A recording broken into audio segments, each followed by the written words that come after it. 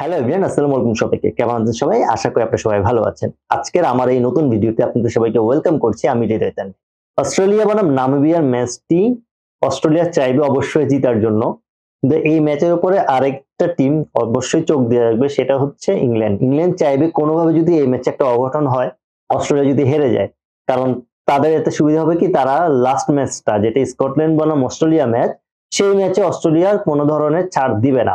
এখন Australia press conference বা ম্যাচের আগে যে কথাটা বললো সেটা হচ্ছে অস্ট্রেলিয়া চাচ্ছে এই ম্যাচটা অবশ্যই জিতে তারা শেষ ম্যাচে এই রেগুলার যারা খেলতেছে তাদেরকে একটু রেস্ট দেওয়ার জন্য, পরবর্তী রাউন্ডের জন্য তাদেরকে রেডি রাখার জন্য।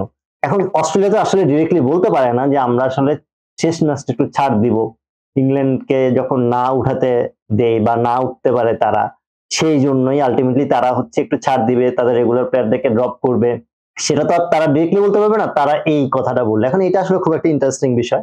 এবং অস্ট্রেলিয়ার নামিবিয়ার যে ধরনের শক্তিমত্তা, যে ধরনের তফাৎ, সবার একটা স্বাভাবিকভাবেই বলবে যে এখানে আলটিমেটলি অস্ট্রেলিয়া জিতবে। এখন অস্ট্রেলিয়ার নামিবিয়ার এই ম্যাচটা খুব একটা আপনি ফাইট হয়তো বা নাও দেখতে পারেন। তার অন্যতম কারণটা হচ্ছে, একে তো এটা একটা ব্যাটিং পিচ।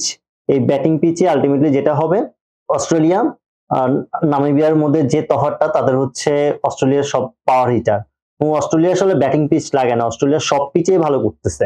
অস্ট্রেলিয়ার কন্ডিশন থেকেও যেটা কি, তাদের আসলে Warner, Travis head, Maxwell, Stoinis সবাই ভালো ব্যাটিং করতেছে। সো এদিক থেকে এই ম্যাচটাতে আপনি হয়তো একটা একপেশে ম্যাচই দেখবেন। কিন্তু এখানে খুব জরুরি হচ্ছে, যদি অস্ট্রেলিয়া জিতে যায় তাহলে কিন্তু অস্ট্রেলিয়া স্কটল্যান্ডের সাথে হয়তো বা একটু ছাড় দিবে। তারা চাইবে স্কটল্যান্ড ম্যাচটা জিতুক, বা যদি সিচুয়েশন এমন হয় যে আলটিমেটলি ওখানে পয়েন্ট রান রেটে, নেট রান রেটে আপনার ইংল্যান্ড পিছিয়ে থাকে, তখন হয়তো বা জিনিসটা এতটা ফোকাস হবে না। বাট আসলে এই ম্যাচের রেজাল্টটা যদি অস্ট্রেলিয়ার দিকে যায় শেষ পর্যন্ত, এবং অস্ট্রেলিয়া তখন আসলে একদম রিল্যাক্সে খেলবে শেষ ম্যাচটা, এটা ইংল্যান্ডের জন্য বিপদের কারণ হয়ে দাঁড়াবে। আজ এ পর্যন্তই।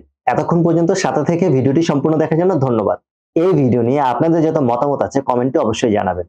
আশা করি আমার এই ভিডিওটি আপনাদের ভালো লেগেছে। যদি আমার এই ভিডিওটি আপনাদের ভালো লেগে থাকে তাহলে অবশ্যই লাইক, কমেন্ট, শেয়ার এবং সাবস্ক্রাইব করে পাশে থাকবেন। নেক্সট নতুন কোনো ভিডিও নিয়ে আপনাদের মাঝে চলে আসার আশা ব্যক্ত করে আজ বিদায় নিচ্ছি। আল্লাহ হাফেজ।